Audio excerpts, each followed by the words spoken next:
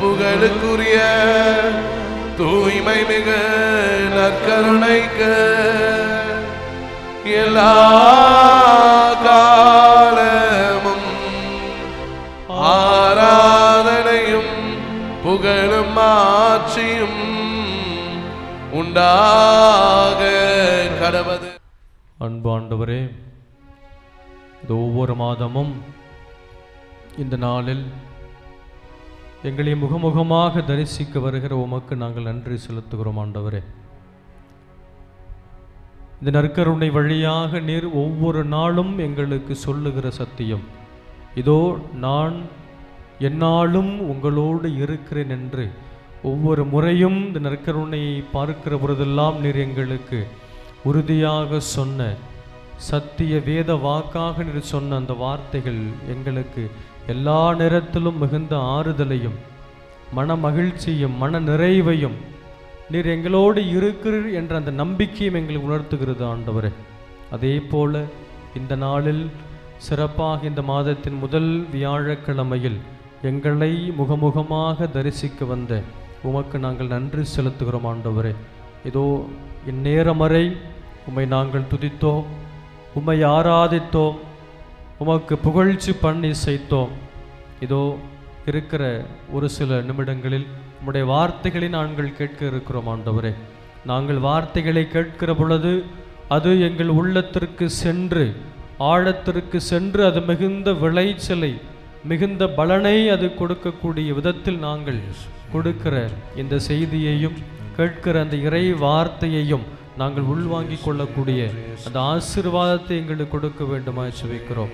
அன்பு ஆண்டவரே, இங்கு கூடியிருக்கிற எல்லோர் மத்தியிலும் உம்முடைய துணையாளரை, உம்முடைய தூய ஆவியை அனுப்பி எங்களுக்கு நிறைவான ஞானத்தை கொடுக்க, உம்முடைய தூய ஆவியின் கொடைகளையும் கனிகளாலும் இங்கு இருக்கிற அனைவரையும் நிரப்பி சொல்லுகிற எல்லா வார்த்தைகளையும் அவர்கள் புரிந்து கொள்ளுகிற விதத்தில் அவர்களுடைய உள்ளத்தை பண்படுத்தும், புத்தியை தெளிவுபடுத்தும். ஆண்டவரே, அனைவரும் சேர்ந்து சொல்லுங்கள், நன்றி இயேசுவே, நன்றி இயேசுவே, நன்றி இயேசுவே, போற்றி இயேசுவே, போற்றி இயேசுவே, போற்றி இயேசுவே, ஆமென், ஆமென், ஆமென், ஆமென்.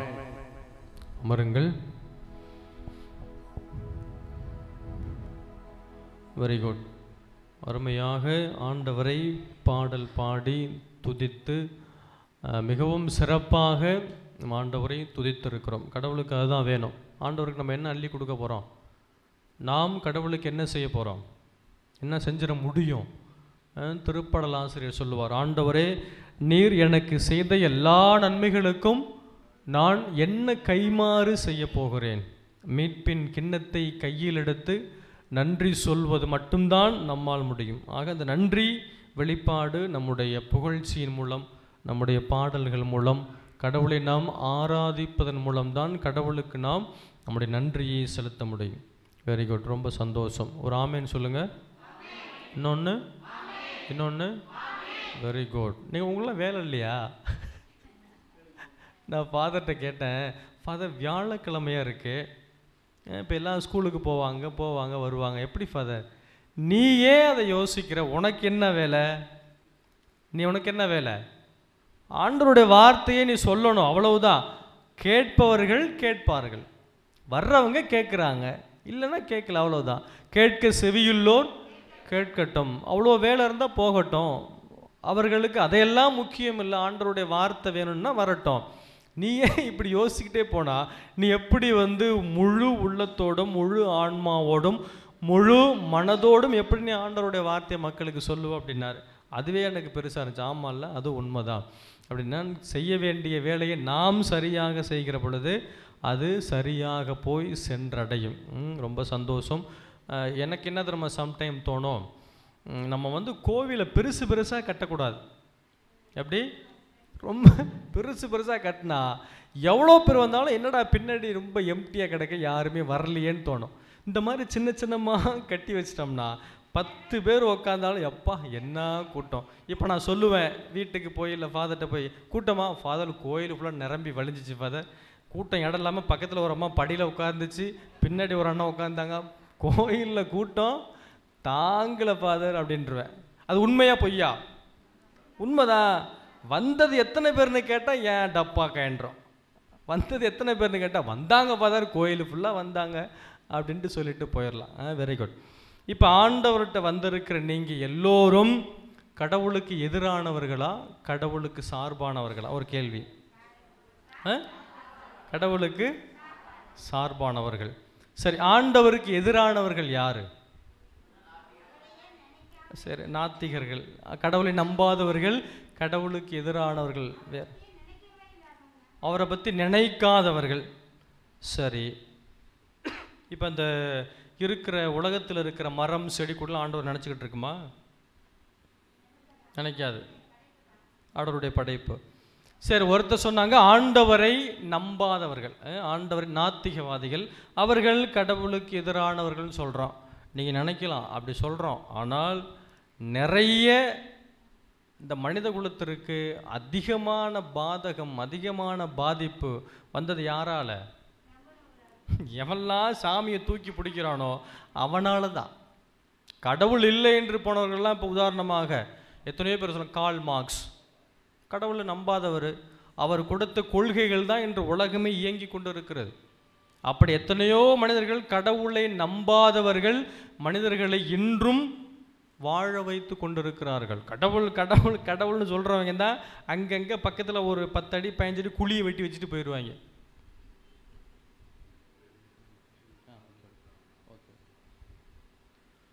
அப்போ கடவுளை தூக்கி பிடிப்பவர்கள் தான், கடவுளை முழுமையாக நம்புகிறவர்கள் தான் கடவுள் கடவுள் என்று சொல்கிறவங்க நிறைய நேரங்களில் பிறருக்கு மிகப்பெரிய பிரச்சனையாக இருப்பாங்க.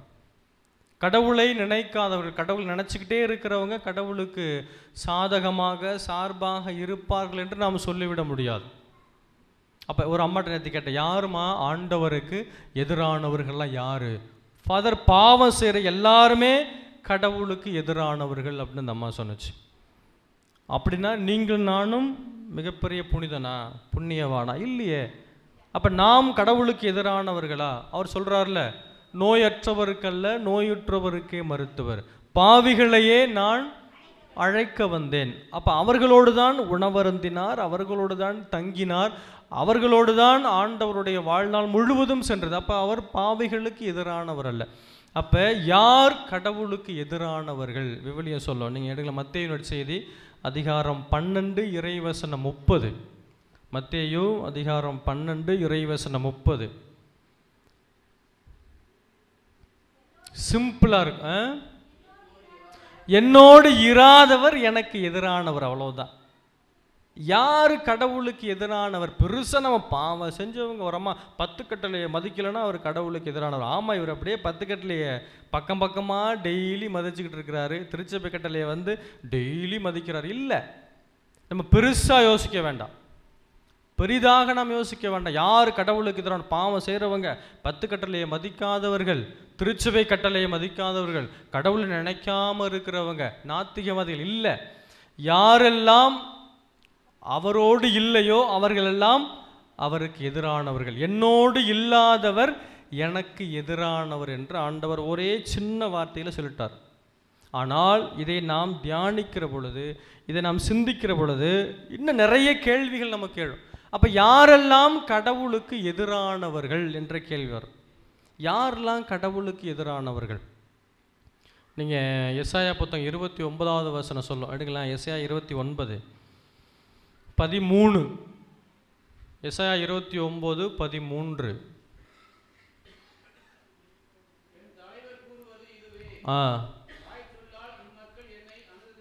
வாய் சொல்லால் இம்மக்கள் என்னை அணுகுகின்றன, உதட்டினால் என்னை போற்றுகின்றன.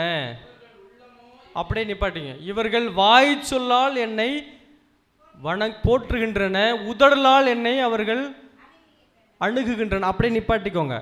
இப்போ நம்ம நினைப்போம், ஆண்டவர் டெய்லி காலையிலே வந்துட்டோம், எவ்வளோ வேலைகள் இருந்தாலும் அவை அனைத்தையும் ஒதுக்கி வைத்து விட்டு ஆண்டவர் தான் இன்னைக்கு முதல் வியாழக்கிழமை ஒவ்வொரு மாதமும் சிறப்பாக குழந்தை இயேசு நம்ம போய் ஆராதிக்கணும் வந்துட்டோம். காலிலேருந்து அவ்வளோ பாட்டு, குழந்தை இயேசு ஜெபமாலை, குழந்தை இயேசு பக்தி மாலை, அவ்வளோ செய்கிறோம். இப்போ இதெல்லாம் எப்படி இந்த முதல் பாகம் எசையா 29:13 சொல்கிற அந்த முதல் வசனம் அப்படி தான். நம்ம உதடுகளும் நம்முடைய மனமும் அவர் சொல்லுது எல்லா நேரத்திலும், உதடுகள் அவரை புகழ்ந்து கொண்டே இருக்கிறது. அப்போ அதற்காக நாம் ஆண்டவரோடு இருக்கிறோம் என்று சொல்லிவிட முடியுமா?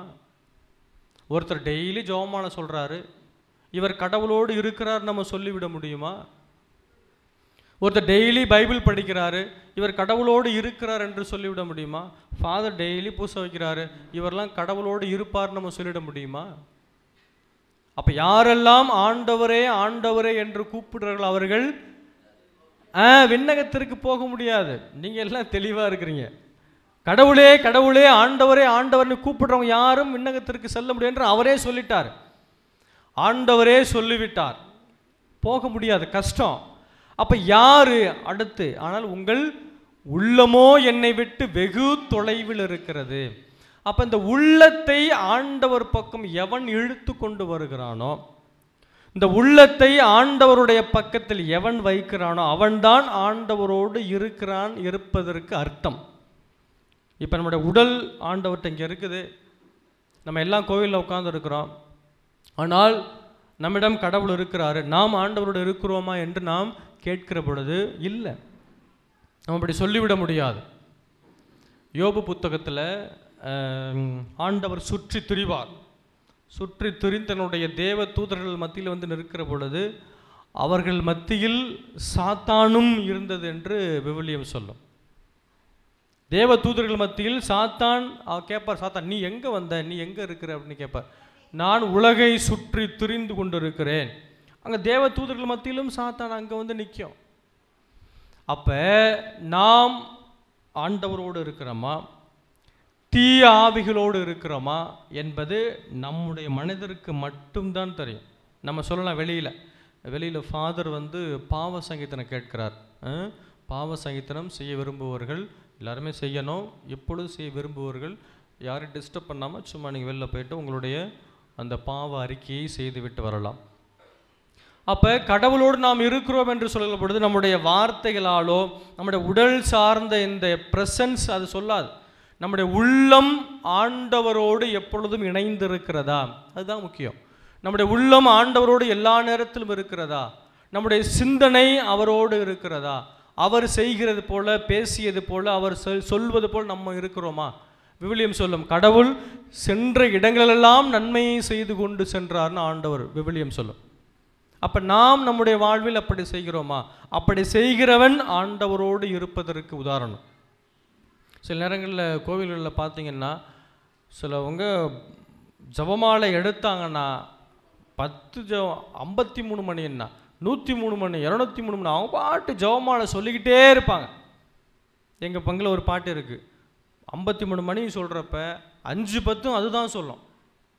மைக்கில் ஒருத்தவங்க ஆம்பாங்க, அது ஆரம்பிச்சிடும்.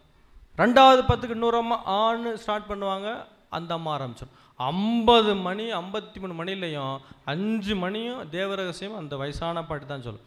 நான் நினச்சேன், இவ்வளோ ஆர்வமாக இருக்குது அந்த அம்மா, இவ்வளோ ஆர்வமாக ஜபம் சொல்லுது, இவ்வளோ ஆர்வமாக அந்த அம்மா இருக்குது, மரியாதை மேலே இவ்வளோ பக்தியா?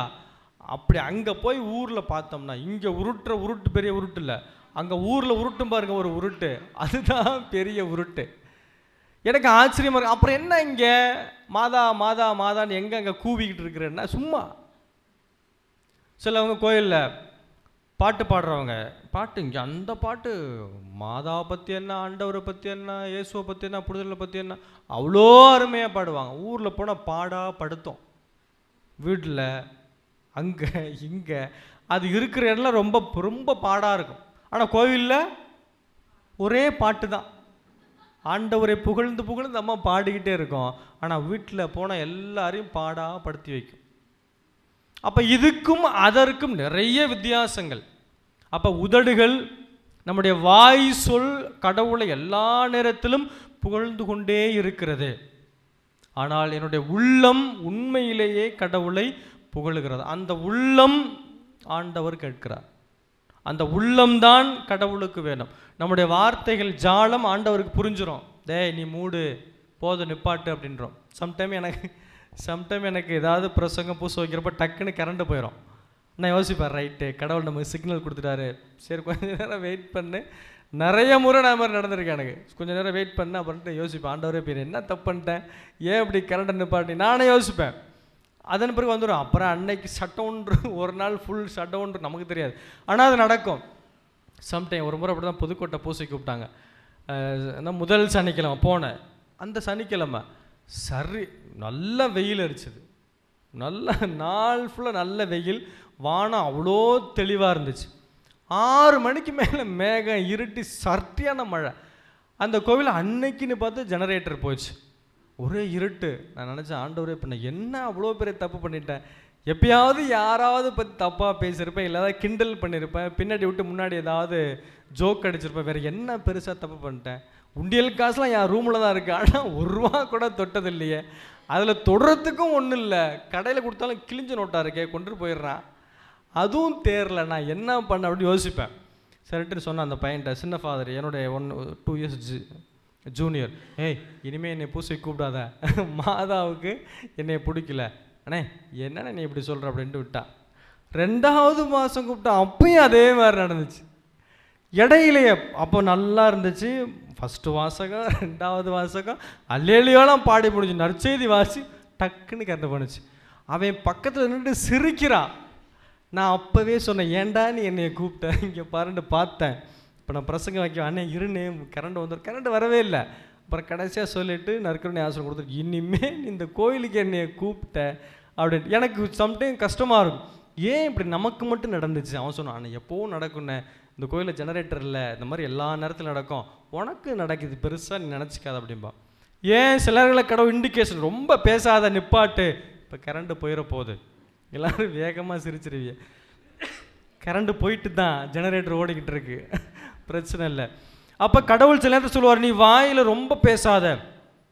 ஆண்டவர் சாத்தானை பார்த்து என்ன சொல்லுவார், நிறைய நேரத்தில் வாயை மூடு, அவ்வளவுதான், ரொம்ப பேசாத, வாயை மூடு. ஆண்டவர் சொல்ல, ஆண்டவர் நீ எனக்கு யாருன்னு தெரியும், நீ இறைமகன் இல்லையா, நீ மெஸ்ஸியா இல்லையா, உன்னை பற்றி எனக்கு தெரியும் என்று ஆண்டவரை பற்றி எல்லாமே சொல்லும் சாத்தான். கடைசியில் சொல்ல, ஆண்டவர் நீ வாயை மூடுன்றவர், அவ்வளவுதான், ஒரே வார்த்தை. குழந்தைஸ் எப்படி இருக்காருப்பா, கையை பாருங்க எப்படி இருக்கு குழந்தைஸ், குழந்தைஸ் கை எப்படி இருக்கு, இதுக்கு என்ன அர்த்தம், கொஞ்சம் என்ன அர்த்தம், கொஞ்சம் மூடிக்கோ, இங்கே வந்தினா ரொம்ப பேசாத, நீ யாரு, உன் குலம் கோத்திரம் என்ன, நீ என்ன பண்ண எல்லாம் எனக்கு தெரியும், நீ பாட்டுக்கு ஆண்டவரே ஆண்டவரே துதிப்போம் துதிப்போம் அல்லேலுயா அல்லேலுயா, எப்பா எனக்கு போதும் நீ நிப்பாட்டுன்றுவார்.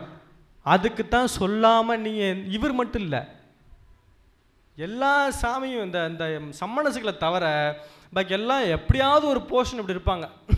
என்ன அர்த்தம், இவங்க எல்லாருக்கும் நம்மளை பற்றி தெரியும், ரொம்ப ஓவரெல்லாம் பேசக்கூடாது.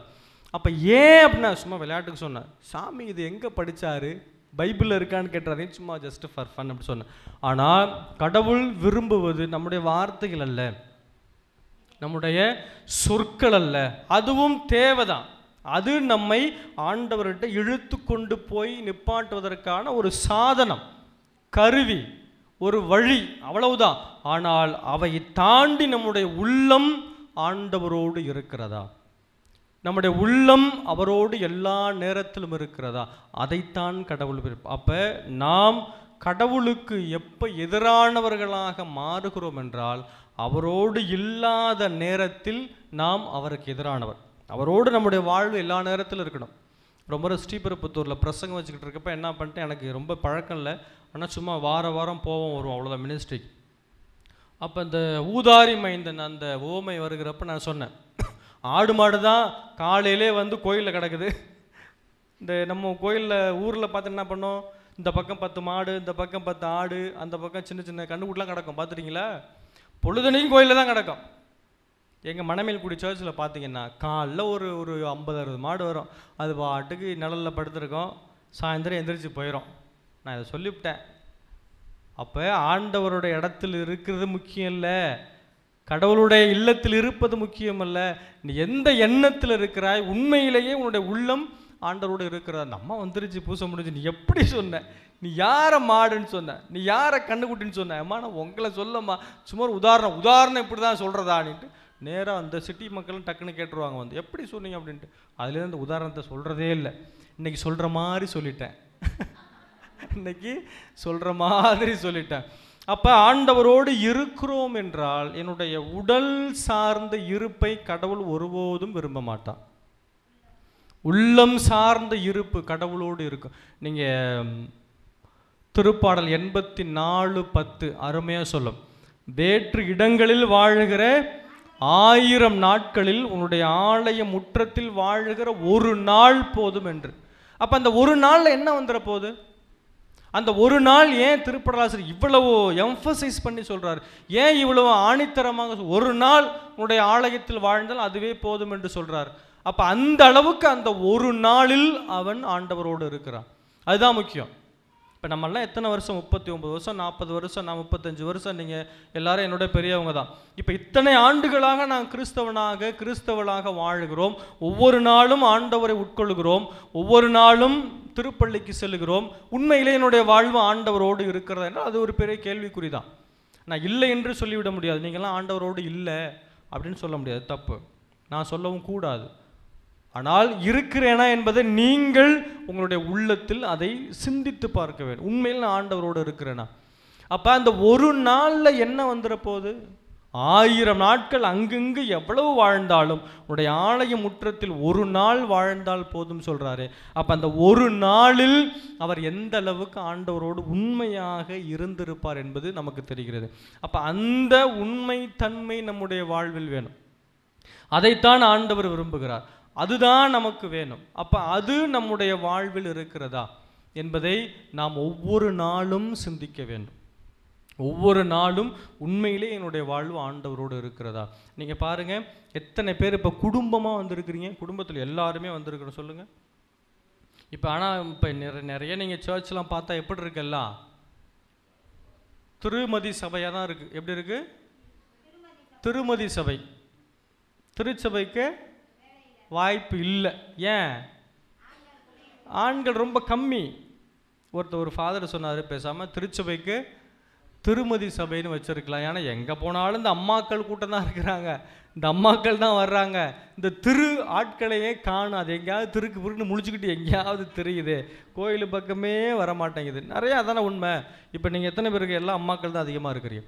நீங்கள் வருகிற பொழுது யாராவது ஒருத்தர் கோயிலுக்கு வாங்க, இன்றைக்கி வியாழக்கிழமை, அட்லீஸ்ட் இன்னைக்கு இல்லை, இன்னைக்கு வீக் டேஸ் ஏதாவது ஒர்க் இருக்கும். ஞாயிற்றுக்கிழமைகள் எத்தனை பேர் நம்ம குடும்பமாக கோயிலில் போய் உட்காடுறோம் சொல்லுங்கள்? குடும்பமாக போய் பிள்ளை வீட்டில் இருக்கிறவங்க, பிள்ளைங்க, மாமியார், மருமக, ஹஸ்பண்ட், ஒய்ஃப், அப்படி எல்லாரும் சேர்ந்து எத்தனை பேர் எப்போ உட்காந்து பூசை பார்த்துருக்கோம்? அந்த மாதிரி பார்த்துருக்கீங்களா? சாமி இப்படிலாம் நாங்கள் யோசிச்சதே இல்லையே, இது தேவையில்லாமல் நீ ஏன் பேசுகிற? அதெல்லாம் எப்படி அது சாத்தியமாகுமா? என் புள்ள குட்டி வீட்டில் ஹஸ்பண்ட், ஒய்ஃபு, மாமியாவா மாமனாரா, அதெல்லாம் எங்கூட எங்கே வரணும்? அதெல்லாம் அங்கே வேறு இடத்துல இருக்கு. இந்த நன்மை கொடுக்க போகிறப்ப நமக்கு ரொம்ப கஷ்டமாக இருக்கும். இவர் நல்ல பெரிய மாடி வீட்டில் இருப்பார், சின்னோண்டு கொட்டாயை போட்டு அம்மா அங்கே வச்சுருப்பார். இது எந்த விதத்தில் நியாயம்னு எனக்கும் புரியல, உங்களுக்கு புரிஞ்சால் சொல்லுங்கள். அவ்வளோ பெரிய வீடு கட்டியிருப்பாங்க, நான் மிகைப்படுத்தி சொல்லலை, அவ்வளோ பெரிய வீடு கட்டியிருப்பாங்க. அவங்க நல்லா இருப்பாங்க, மினுக்கிக்கிட்டு வரும் காலைல 6:30 மணிக்கு அந்த அம்மா. ஆனால் அந்த 6:30 மணிக்கு நன்மை கொடுக்க போகிறோம், சாமியார் வந்துட்டாருன்னு ரொம்ப மினுக்கிட்டு வந்து நிற்கும். எங்கள் மாமியார்னா கொட்டாக்குள் அழைச்சிட்டு போய், இந்த ஃபாதர் நல்லா பார்த்துக்கிறேன் ஃபாதருங்க, நீ பார்த்துக்கிற லட்சணம் தெரியுது இருந்தாலும் அப்படின்ட்டு. ஏன் இந்த அம்மாவுக்கு வயசே ஆகாதா? இவங்களுக்கு வயசே ஆகாது, அப்படியே மினுக்கிக்கிட்டே இருக்குமா அந்த அம்மா. ஒரு நாள் நடக்காது, மிதிக்கும். ஒரு நாள் மிதிக்கணும், இதை நடக்காது, இதை போட்டு மிதிக்கணும், கஷ்டமாக இருக்கும். அப்போ நீ மட்டும் நல்லா இருக்கிற, ஏன் அப்போ அவர்களை கொண்டு ஏன் அவ்வளோ இதில் கஷ்டம்? எதுக்கு சொல்கிறேன்னா, நம்ம கோயிலுக்கு வர்றோம், நம்ம மட்டும் வந்தால் போதுமா? நாம் ஆண்டவரோடு இருந்தால் போதுமா? பிறரை அழைத்து கொண்டு வர்றது அதானே முக்கியம். அதானே ஆண்டவர் விரும்புகிறார். நீ வந்தால் பத்தாது, போய் எல்லாரையும் அழைச்சிட்டு வா. அப்போ எல்லோரையும் ஆண்டவர் பக்கம் இழுத்து கொண்டு வருவதும் நான் கடவுளோடு இருப்பதற்கான அர்த்தம். நான் மட்டும் ஆண்டவரோடு இருந்தால் பத்தாது, நான் எல்லாரையும் இழுத்து கொண்டு ஆண்டவர் பக்கத்தில் வருகிற பொழுதுதான் நான் உண்மையிலேயே கடவுளுடைய எண்ணத்தில், கடவுளுடைய சிந்தனையில் இருக்கிறேன் என்பதற்கான அர்த்தம். எல்லாரும் எந்திரிங்க, அனைவரும் எழுந்து நிற்போம். ஆண்டவரே, பாடல் பாடி கடவுளை துதிப்போம். நம்முடைய உள்ளம் கடவுளை புகழ்கிறது, நம்முடைய உதடுகள் கடவுளை புகழ்கிறது. நியாயம் தேவை, ஆனால் நம்முடைய ஆன்மா, நம்முடைய சிந்தனை இவையும் ஆண்டவரோடு எல்லா நேரத்திலும் இருக்க வேண்டும். இவையும் கடவுளை எல்லா நேரத்திலும் புகழ வேண்டும். வாய் சொல்லும் நம்முடைய வார்த்தைகளும் உதடுகளும் மட்டும் கடவுளுக்கு பத்தாது, உள்ளத்தையும் கடவுள் கேட்கிறார். ஒரு பாடலை பாடி கடவுளுக்கு நம்முடைய மகிமையை, நன்றியை, நம்முடைய புகழ்ச்சியை இப்பொழுது செலுத்துவோம்.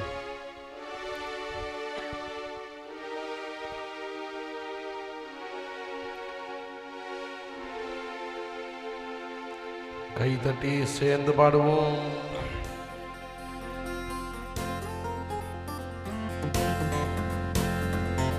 கை தட்டி ஆண்டவரை ஆராதித்து பாடி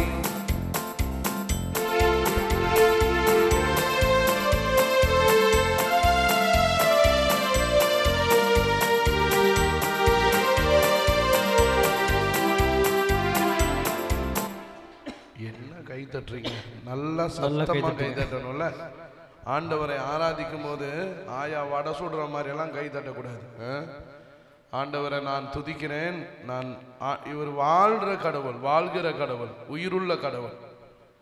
நாளைக்கு இவரை பார்ப்போமான்னு தெரியாது, இன்னைக்கு சாயங்காலம் இவரை பார்ப்போமான்னு தெரியாது. ஆண்டவரை காண்கிற வாய்ப்புள்ள போதே அவரை நாம் துதிக்கணும். நல்ல கரங்களை தட்டி உற்சாகமா நான் என் ஆண்டவரை துதிக்கிறேன், ஆவியிலும் உண்மையிலும் நான் துதிக்கிறேன்னு கரங்களை நல்லா தட்டி பாடுவோம். கை தட்டணும் நல்லா சத்தமா.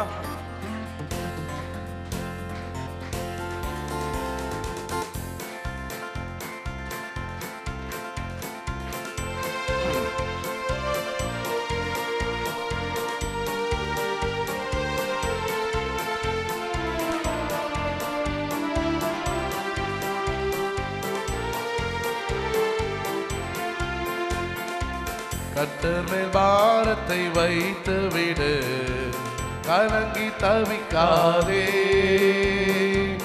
அவரை உன்னை ஆதரிப்பார், அதிசயம் செய்வார். பாடி பாடி.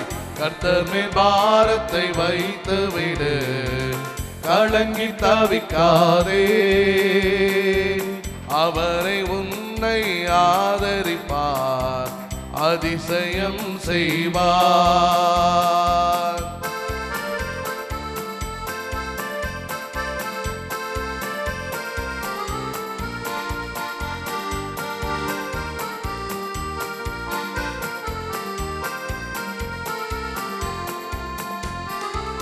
நீதிமான் தள்ளாட விடமாட்டார், நித்தமும் காத்து நடத்திடுவார். பாடி. நீதிமான் தள்ளாட விடமாட்டார், நித்தமும் காத்து நடத்திடுவார். கர்த்தர் மேல் பாரத்தை வைத்து விடு, கலங்கி தவிக்காதே,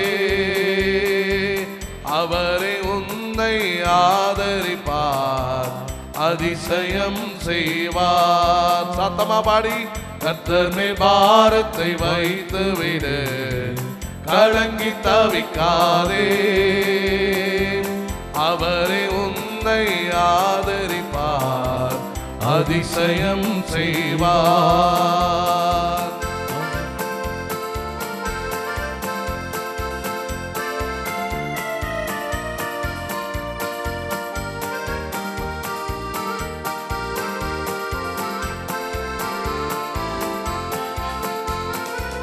தகப்பனும் தாயும் கைவிட்டாலும் அவரை நம்மை அணைத்துக் கொள்வார்.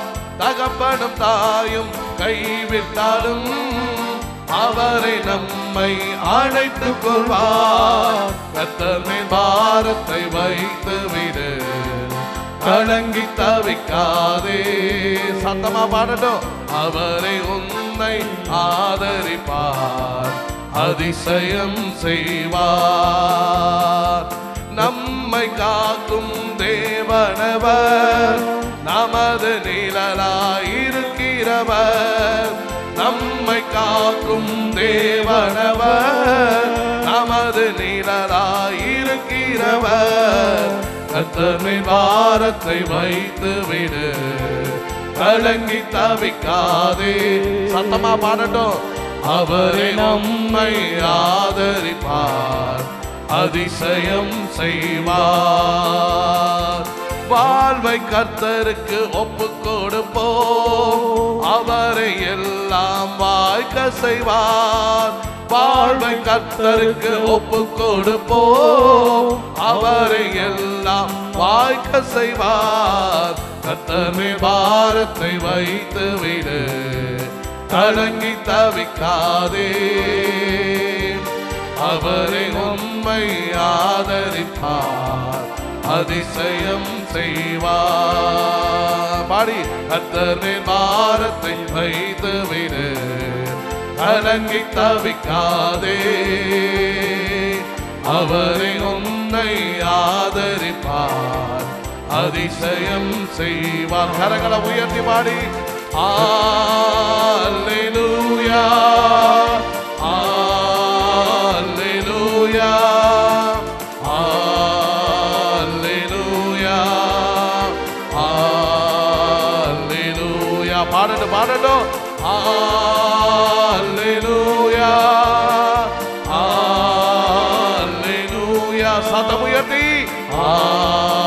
அல்லேலூயா அல்லேலூயா அல்லேலூயா. அப்படியே துதிக்கட்டும் துதிக்கட்டும். ஹல்லேலூயா ஹல்லேலூயா ஹல்லேலூயா ஹல்லேலூயா. இயேசுவே நன்றி நன்றி நன்றி நன்றி நன்றி நன்றி நன்றி. முழு உள்ளத்தோடு ஆராதிக்கிறேன் அப்பா, முழு பலத்தோடு உம்மை ஆராதிக்கிறேன், உம்மை துதிக்கிறேன் இயேசுவே. இயேசுவே நன்றி நன்றி நன்றி நன்றி நன்றி. நீ செய்த நன்மைகளுக்கு நன்றி அப்பா, நீ செய்த நன்மைகளுக்கு நன்றி ஆண்டவரே. நீர் என் வாழ்க்கையில செய்த எல்லா அற்புதங்களுக்கு நன்றி அப்பா. இயேசுவே நன்றி நன்றி நன்றி நன்றி நன்றி நன்றி நன்றி. ஹல்லேலூயா. ஆண்டவரே, இதோ இந்த நேரத்தில் நாங்கள் உம்மோடு எங்கள் உள்ளத்தோடு வாய்மொழி அல்லாமல், வார்த்தை ஜாலம் அல்லாமல் உள்ளத்தால் உம்மோடு ஒன்றிணைந்திருக்கிறோம் ஆண்டவரே. ஒவ்வொரு நாளும் நாங்கள் அதே போல உம்மோடு நெருங்கி வரக்கூடிய அந்த நல்ல ஆழ்ந்த விசுவாசத்தையும் அந்த ஆழ்ந்த நம்பிக்கையும் எங்களுக்கு கொடுக்க நாங்கள் ஜெபிக்கிறோம் ஆண்டவர். அன்பு ஆண்டவரே, இந்த நேரத்தில் நாங்கள் எங்கள் உள்ளத்தோடு உம்மோடு இருக்கிறோம் என்ற அந்த எண்ணத்தை எங்களுக்கு இன்னும் நிறைவாக கொடுக்க வேண்டுமாய் ஜெபிக்கிறோம்.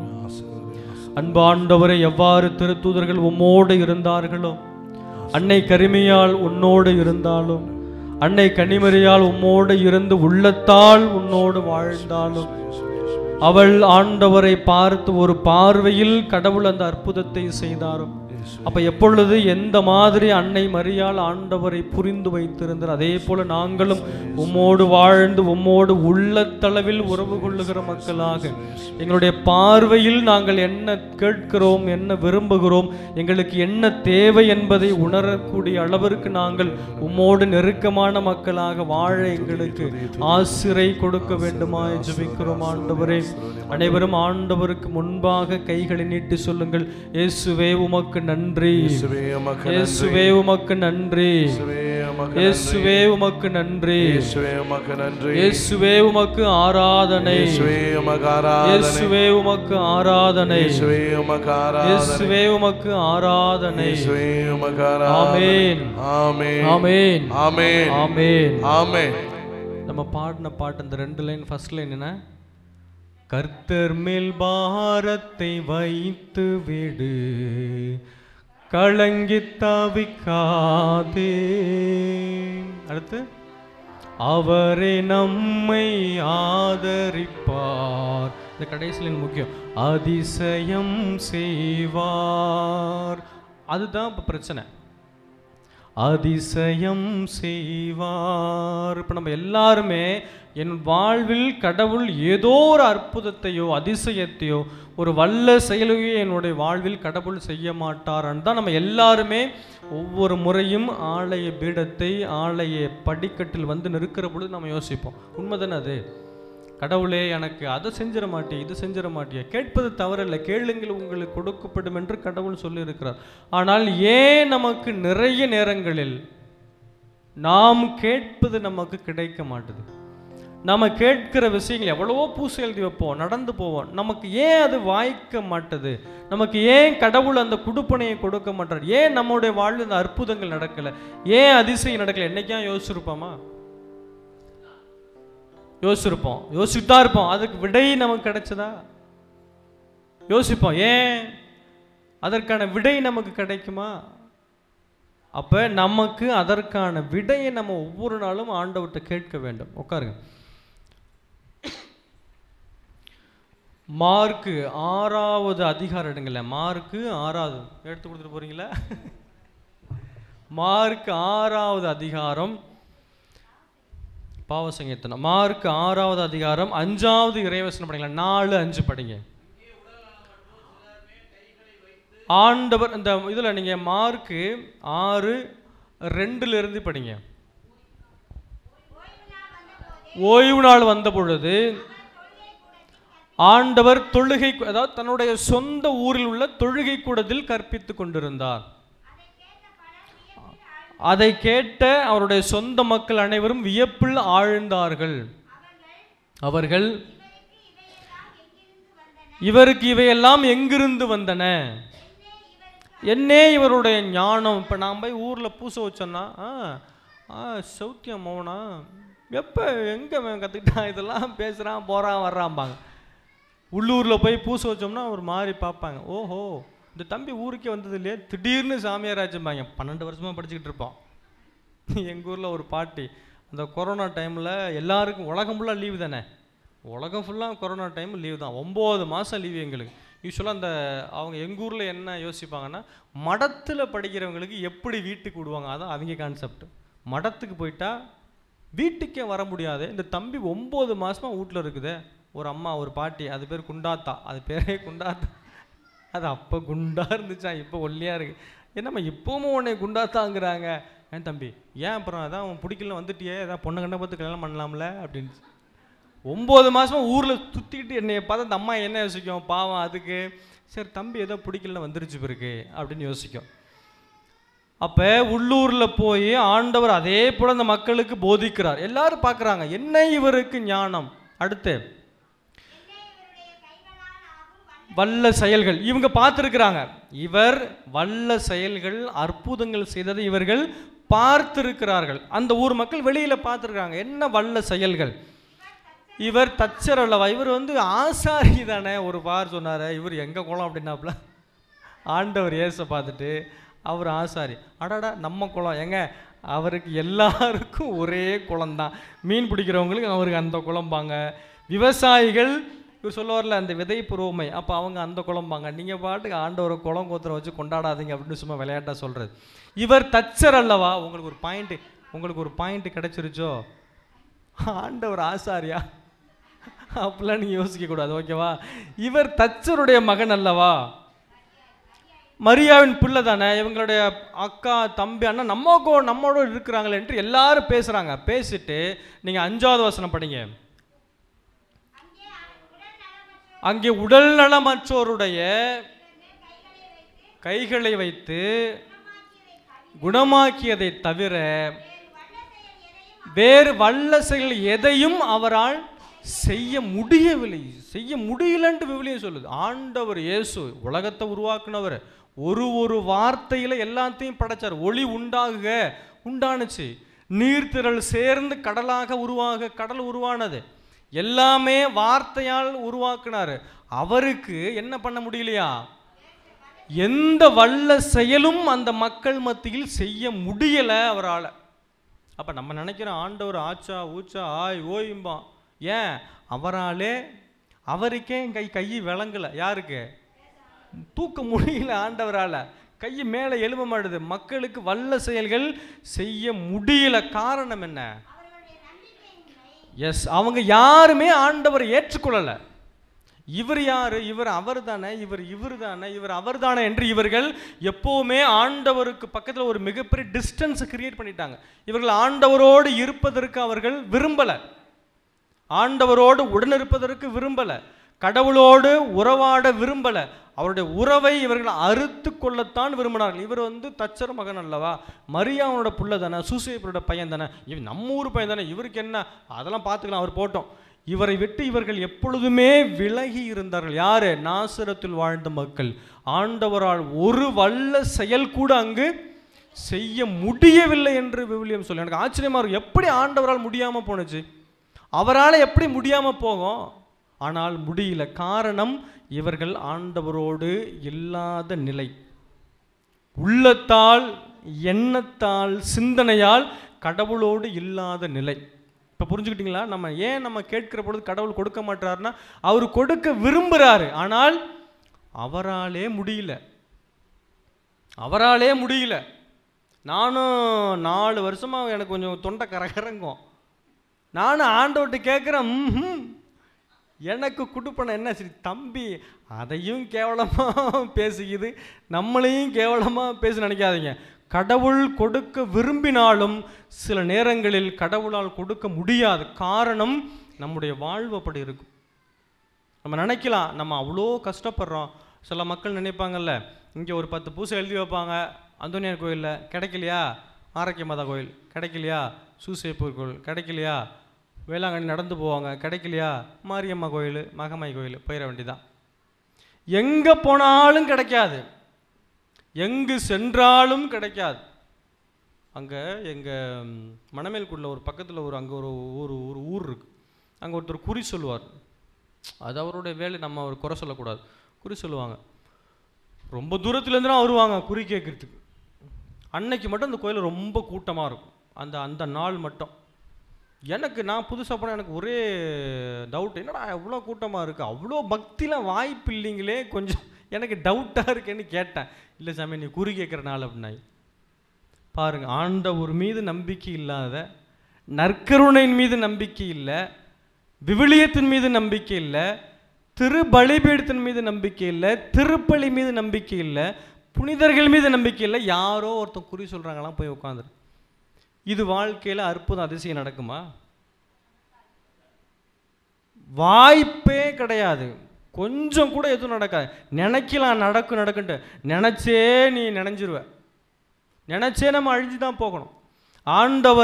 ஆண்டவரோடு என்னுடைய வாழ்வு நெருங்கி வரலை அப்படின்னா, நம்ம எத்தனை பூசு எழுதினாலும், எவ்வளவு நம்ம வேளாங்கண்ணி நடையாக நடந்தாலும், ஆண்டவர் இந்த வருஷம் வேளாங்கண்ணி நடந்து போயிட்டேன், அடுத்த வருஷம் உருண்டு போகிறேன், எனக்கு அப்போயாவது இதாக கூட நீ உருண்டு எங்கேயாவது வாக்கையால் உழுவிய ஒழிஞ்சு நீ எந்திரிச்சு ஒரு வாழ்வில் நிமிர்ந்து நடக்க முடியாது. ஏன்னா நாம் ஆண்டவரோடு இல்லை. முதல்ல சொன்னீங்கல்ல, பாவம் செய்கிறவர்கள் கடவுளுக்கு எதிரான இல்லை. நான் பாவமே செய்தாலும் ஆண்டவர் காலில் போய் விழுந்துட்டேன்னா முடிஞ்சிடுச்சு. பேதர் என்ன பண்ணார்? பேதருக்கும் யூதாஸுக்கும் என்ன மிகப்பெரிய வித்தியாசம் சொல்லிடுங்க பார்ப்போம். 2 பேரும் ஒரே தப்பு தான் பண்ணாங்க. இவர் காட்டி கொடுத்தாரு, இவர் மறுதளிச்சார். 2 ஒன்று தானே, இதில் என்ன பெரிய ஒன்று? அதான் நீங்கள் பாருங்கள், யூதாஸோட பேதர் பயங்கரமான கில்லாடி. யூதாஸுக்காவது ஆண்டவர் சொல்லலை. சொன்னார் ஆண்டவர், நீ என்னை மறுதளிப்ப 3 முறை சொன்னாரா, என்னை காட்டி கொடுப்ப, என்னை காட்டி கொடு சொன்னாரா? சொல்லலை. ஆனால் பேதரு கூப்பிட்டு, இங்கே வா, நீ நல்லா என்கிட்ட இருக்கிற, நீ வேற பெரியவன் மூத்தவன் உன்னை நினச்சி நம்புகிறேன், நீ என்னை காட்டி கொடு, நீ என்னை மறுதளிச்சிருவ. முதல்ல மறுபடியும் சொல்கிறாரு, 3 முறை சொல்லிட்டாரு. அதெல்லாம் எப்படிங்க ஆண்டவர் நான் செய்வேனான்ட்டு அந்த வயதானவர்கள் நடிப்பாங்க பார்த்தீங்களா, அந்த மாதிரியே நடிச்சு விட்டு கடைசியாக யாருன்னே தெரியாதுன்ட்டு பீட்டர் போனார்ல. மிகப்பெரிய தவறு தான். அதே தவறு தான் யூதாஸ் பண்ணார். அவர் பாவம், காசுக்கு ஆசைப்பட்டு பண்ணார். இவர் எதுக்கு பண்ணார்? 2 ஒன்று தான். ஆனால் ஏன் இப்போ பேதர் இவ்வளோ பெரிய புனிதராக இருக்கிறார்? ஆண்டவர்கிட்ட வந்துட்டார், அவ்வளோதான். பாவம் பண்ணார், ஆனால் ஆண்டவர்கிட்ட விழுந்துட்டார். அப்போ நம்ம பாவம் செய்கிற பொழுது நாம் ஆண்டவருக்கு எதிரானவர்கள் அல்ல. பாவம் பண்ணாலும், நம்முடைய தவறுகள் நம்முடைய வாழ்வில் இருந்தாலும், நீ ஆண்டவர்கிட்ட உட்காந்துட்டேன்னா அவர் எந்த ஒரு பாவம் வந்தாலும் மன்னிச்சிடுவார். வராதது தான் பிரச்சனை. நாம் ஆண்டவரோடு இணைந்து இல்லாதது தான் பிரச்சனை. யாரா யூதாஸ்ன்னு பேர் வைப்பீங்களா? ஐயோங்கிற ஏன் வைக்க மாட்டோம்? என்ன பெரிய தவறு பண்ணிட்டாரு? இப்போ இனிமேல் நீ கேட்கக்கூடாது, காதை பொத்திக்கணும். அது எப்படி? ஆமாம், ஏன் நம்ம யூதாஸ் மேலே அவ்வளோ வெறுப்பாக இருக்கிறோம்? ஏன் அவ்வளோ? இயேசுவையே காட்டி கொடுத்துட்டாரு, இயேசுவே காலி பண்ணிட்டாரு, இவரும் காலி ஆயிட்டாரு. அப்போ அவர் செய்த தவறு என்பது இல்லை. இப்போ பேதுரு, எத்தனை பேர் பேதுருன்னு பேர் வைக்கிறோம், அவரும் தவறு என்பது இல்லை. யார் ஆண்டவர் பக்கத்தில் இருக்கிறார் என்பது தான் முக்கியம். தவறுகள் முக்கியம் அல்ல. நம்ம நினைக்கலாம் பாவம் பண்ணவங்க ஆண்டவர் பக்கத்தில் இருக்க முடியாது. இல்லை. இப்போ பேதுரு, யூதாஸ் ஒரு முறை ஆண்டவரை ஒரு முறை ஒருத்தர்கிட்ட காட்டி கொடுத்துட்டார், அப்படி தானே? இப்போ நீங்கள்னாலும் எப்படி? தினம் யாரையாவது தெரியுமா அப்படி தெரியுமா பேரும், அவ்வளோதான். டெய்லி யாரோ ஒருத்தர் யார்கிட்டயா காட்டி கொடுத்துக்கிட்டு தான் இருப்பான். தெரியுமா அந்த ஃபாதரு? வார்த்தைக்கே வேலை இல்லை, செய்கையிலே மொத்த வாழ்க்கையும் முடிச்சிருவாங்க. நீ உட்காந்து பிரசங்கம் வைக்கணும்னு நான் இவ்வளோ வார்த்தை பேசுகிறோம்ல, 10:30 மணிலேருந்து 11:30 மணி வரைக்கும் பேசுகிறேன்ல, இது ஏதாவது உங்களுக்கு காதில் விழுந்துருக்குமா? உள்ள போயிருக்குமா? போவாது. பூசை முடிஞ்சு போகிற பைக்கில் தெரியுமா முடிஞ்சிருச்சு, மொத்தமும் காலி. ஏங்க 1.5 மணி நேரம் பேசுனா அதெல்லாம் காதில் உள்ள சொன்னோன்னு எல்லாம் முடிஞ்சு போச்சு அவங்களுக்கு. அதான் எல்லாரையும் டெய்லி தினம் நம்ம யாராக காட்டி கொடுத்து தான் இருப்போம். இப்போ நம்ம பாவத்துக்கு பஞ்சம் இல்லை, நம்முடைய வாழ்வில் பாவத்திற்கோ பரிகாரத்திற்கு கூட பஞ்சம் இல்லை. என்ன வேணும் செஞ்சிடறேன் ஃபாதர், அதை மட்டும் வேண்டி வாங்கி கொடுத்துருங்க. எப்படி வாங்கி கொடுக்க முடியும்? எப்படி கடவுள் கொடுப்பாரு? பூசை எழுதி வச்சுக்கிட்டு ஒரு 4-5 தலைமுறைக்கு எழுதுறது, 150 ரூபா காசை கொடுத்துட்டு அம்மா சொர்க்கத்துக்கு போகணும், அப்பா சொர்க்கத்துக்கு போகணும், பாட்டி சொர்க்கத்துக்கு போகணும், தாத்தா சொர்க்கத்துக்கு போகணும், எல்லாத்தையும் எழுதி முடிச்சு விட்டு உட்காந்துட்டு ஆளுங்களை பார்த்தா ஆள் இருக்காது. பூசை எழுதி வைக்கிறாங்கல்ல, நிறைய முறை பூசை எழுதி வச்ச ஆளை கேட்டால் அங்கே ஆளே இருக்காது. நேற்று ஒரு அம்மா, ஃபாதர் இந்த மாதிரி வீட்டுக்கு வேண்டிக்கோங்க ஃபாதர், நீங்கள் எங்கே கொஞ்சம் வேலை இருக்குது ஃபாதர். என்ன வாட்ஸ்அப்பில் அனுப்பிட்டாங்க. நான் சொன்ன ஒரு டைம், எப்பயாவது உங்களுக்கு கஷ்டமாக இருந்தால் நீங்கள் ஜஸ்ட்டு வாட்ஸ்அப்பில் போட்டுங்க, நான் பூசை எழுதி வச்சுக்கிறேன் அப்படின்ட்டு. அது எப்பயாவது வேறு வழி இல்லை அப்படின்னா செய்யலாம். எழுதி வச்சுட்டு ஃபாதர் வேண்டிக்க, நீங்கள் எங்கே போகிறீங்க? இல்லை ஃபாதர் 8 மணிக்கு மறுபடியும் ஒரு ஃபோனு, ஃபாதர் அப்பாவுக்கு நெஞ்சு வலி ஃபாதர்.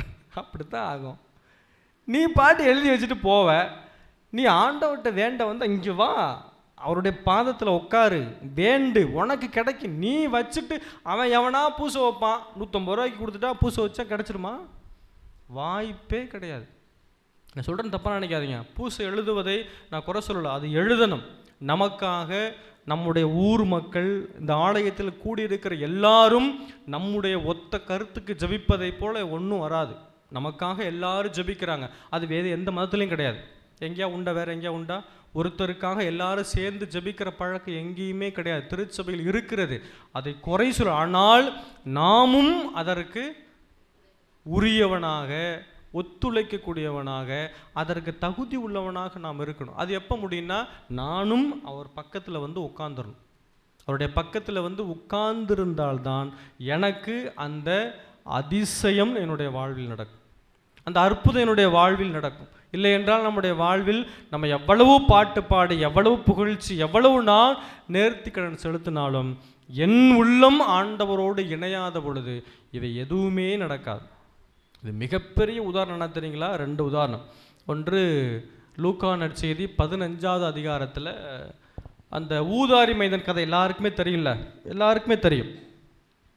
அந்த மூத்த பையன் எல்லா நேரத்திலும் அவன் தந்தையோடு தான் இருந்தான், அப்படி தானே? இளைய மகன் அப்பா விட்டு போயிட்டான். இளைய மகன் அப்பாவோடு இல்லை, பாவம் செய்தான், பாவத்தின் விளைவாக அவன் இடத்துக்கு போயிட்டான், முடிஞ்சிருச்சு. ஆனால் இந்த மூத்த பையன் அப்பாவோடு தான் வாழ்ந்தான், அவரோடு உண்டு குடித்து அவரோடு எல்லாமே நடத்தி, அவருடைய தொழிலை, அவருடைய வேலை எல்லாம் இவன் தான் பார்த்துக்கிட்டான், எல்லாத்தையும் இவன் தான் செஞ்சான்.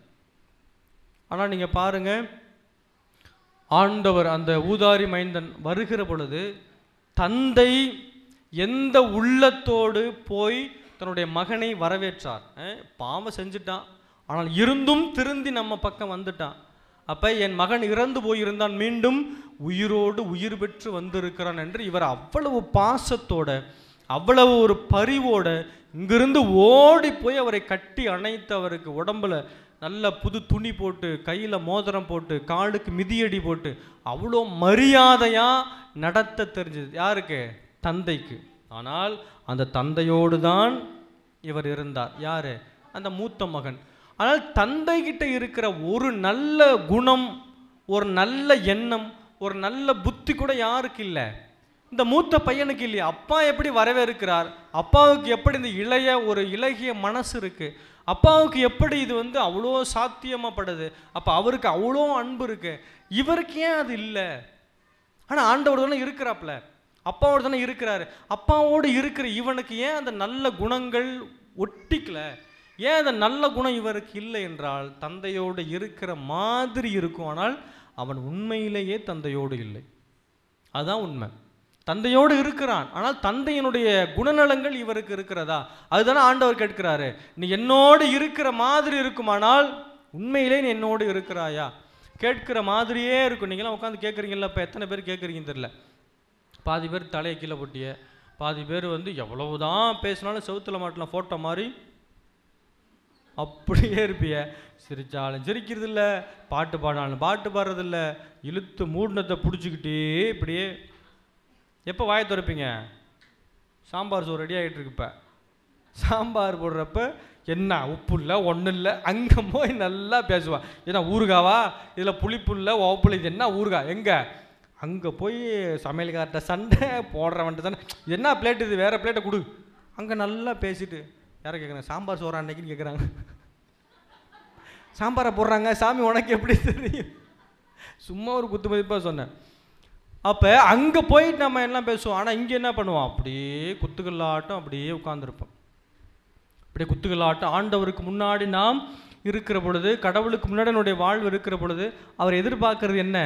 அப்போ என் கூட இருக்கிற அப்படின்னா என்னுடைய குணநலங்கள் உனக்கு வேணும்ல. ஏன் கூட நீ என்னோடு எப்போது இருக்கிற அப்படின்னு சொல்கிறேன். நான் பரம்பரை கிறிஸ்தவன் சொல்லுவான். நாங்களாம் பரம்பரையாக கிறிஸ்தவங்க அப்படிம்போம். என்ன பரம்பரையாக நீ வாழ்ந்து கிழிச்ச? எங்கள் அம்மாட்ட சொன்னேன், ஏமா அந்த உள்ளூர்லேயே இருக்கிற, நம்ம என்ன பண்ணுவோம், இடத்த வாங்கிட்டு கொஞ்சம் ஊரை விட்டு வெளில போவோம் அப்படின்னா. எங்கள் அம்மா சொன்னிச்சு, நம்ம வாழ்ந்த இடம் இல்லையா? நான் கேட்டேன், நீ என்ன வாழ்ந்து கிழிச்ச அப்படி. எங்கள் அம்மா இதை கேட்டுட்டு எங்கள் அப்பா பார்த்து என்ன கேள்வி கேட்குற மாதிரி. இப்போ ரீசெண்டாக ஒரு 2-3 வருஷத்துக்கு முன்னாடி அவங்க உண்மையில கோவப்பட்டாங்க. எனக்கு ஒரே கோபம், என்ன அதுக்குள்ளே கடந்துக்கிட்டு இடமும் இல்லை, சின்னமாக இருக்கணும்மா, இந்த இடத்த விட்டுட்டுமா, இது இந்த வீடு சின்ன வீடு இங்கே இருக்கட்டும், பிரச்சனை இல்லை, சின்ன வீடுனா சின்ன வீடு, நீங்கள் தப்பாக நினச்சிக்காதீங்க, கொஞ்சம் வெளியில் போய் இடத்த வாங்கி வீடு கட்ட தான் போகிறீங்க, கொஞ்சம் இடத்த வெளில போய் வாங்கி கொஞ்சம் பெரிய வீடாக கட்டி நல்லா இருப்போம்னா.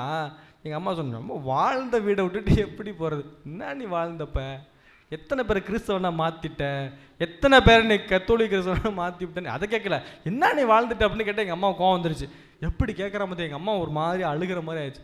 என்ன அந்த காட்டை, ஏம்மா நான் சும்மா கேட்டம்மா, சரி விடு அப்படின்ட்டு வந்துட்டோம்.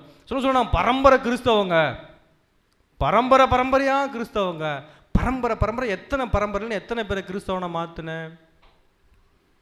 எவனையா காலி பண்ணியிருப்ப, இல்லை இங்கே சரியில்லைன்ட்டு அங்கே ஓடி இருப்பேன், அங்கே சரியில்லைன்னு இங்கே ஓடியாந்துருப்பேன். என்ன நீ பரம்பரையாக கிறிஸ்தவன்? அப்போ பரம்பரையாக கிறிஸ்தவனாக இருந்து எப்படி நீ மாறுனியா?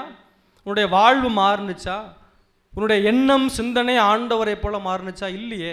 ஆனால் ஆண்டவரோடு தானே இருக்கிறோம், அவரோடு தான் உறவாடுறோம். அப்போ நம்ம கடவுள் நம்மிடம் கேட்பது என்ன அப்படின்னா, நீ என் கூட இருக்கிறான்னு என்னை போல இருக்கிறியா? இப்போ நான் எங்கள் அப்பான்னு ஒருத்தட்ட உங்கள்கிட்ட காமிக்கிறேன். இப்போ எங்கள் அப்பா எப்படி இருப்பார்? கொஞ்சம் கருப்பா, மண்டையில் கொஞ்சம் முடி இல்லாமல், கொஞ்சம் உயரமா, கொஞ்சம் ஒல்லியா, அப்படி தானே இருக்கணும் காமிச்சா. நான் நல்லா குண்டா வெள்ளையா தலையில் ஃபுல்லாக முடிய தான் எங்கள் அப்பா என்ன சொல்லுவீங்க? பொய் தானே சொல்கிறீங்க, உங்கள் அப்பா இவர் இல்லை, யார் உங்கள் அப்பா அப்படிம்பீங்க. அடா இவர் தாங்க எங்கள் அப்பா. அது எப்படி நீங்கள், அவர் வெள்ளையா குண்டா முடியலாம் மண்டையில் இருக்கு, உங்களுக்குலாம் அதெல்லாம் இல்லையே, எதுவுமே செட் ஆகலையே, உங்களுக்கும் அவருக்கும் ஒன்றுமே ஒத்துமையா இல்லையே, எப்படி நீ சொல்கிறேன்னு கேட்பீங்களா கேட்க மாட்டீங்களா? கேட்க மாட்டீங்களா? என்ன கேட்பீங்க? அசிங்கமாக ஏதாவது கேட்டுறாதீங்க. கேட்போம். எப்படி ஃபாதர் என்ன, அட்லீஸ்ட் நம்ம கேட்கலனாலும் யோசிப்போம். ஏன் என்ன விளையாட்டா பாரு போய் சொல்கிறான்னு போயிடுவீங்க. கேட்க பயந்துக்கிட்டு போய் சொல்லலான்னு போயிரு. ஏன்னா இதுதான் நியதி. அவர் எனக்கு தந்தை என்றால் அவருடைய குணநலங்கள் எனக்கு இருக்கணும், அவருடைய உளப்பாங்கு எனக்கு இருக்கணும், அவருடைய எல்லா செயல்கள் எனக்கு எப்படியாவது கொஞ்சமாவது இருக்கணும். ஆனால் அது இல்லைன்னா நான் எப்படி அவரை என்னுடைய தந்தை என்று உரிமை கொண்டாட முடியும்?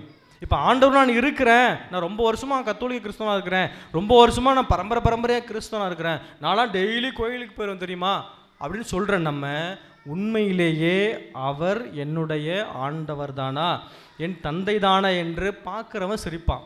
நீ எல்லாம் கிறிஸ்தவனான்னு கேட்பான். நம்ம நேராக கேட்க மாட்டாங்க, அங்கே போய் சொல்லுவாங்க, அவன் எல்லாம் கோயிலுக்கு பாரு தூக்கிக்கிட்டு கிளம்பிருச்சு அப்படிம்பாங்க. ஒரு வார்த்தையில் முடிஞ்சிடும். நீங்கள் வீட்டை விட்டு பைபிள் எடுத்துக்கிட்டு ஞாயிற்றுக்கிழமை பூசை காலில் வெளில வந்தீங்கன்னா உங்களை பக்கத்தில் உள்ளவங்க பார்க்குற பார்வையிலேயே நீ என்ன வாழ்ந்து கிழிக்கிறேன்னு கரெக்டாக தெரிஞ்சிடும். கிளம்பிட்டாப்புலான்னா முடிஞ்சிருச்சு. அம்மா கிளம்பிட்டு அப்படின்னா என்ன அர்த்தம்? இந்த வந்து வச்சுக்கிறேன்டா வீட்டிலேருந்து வரோம், இந்த கோயிலுக்கு போய்ட்டு வச்சுக்கிற 2 வர்றாங்கந்து.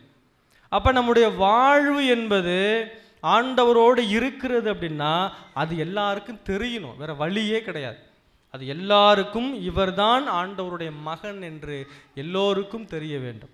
அப்போ ஊதாரி மைந்தன் பெரிய பையன் சொன்ன ஆண்டவர் இது எங்களோட அப்பான்னு பக்கத்தில் இருந்த, ஆனால் தந்தையினுடைய ஒரு நல்ல எண்ணம் கூட இவனுக்கு இல்லை.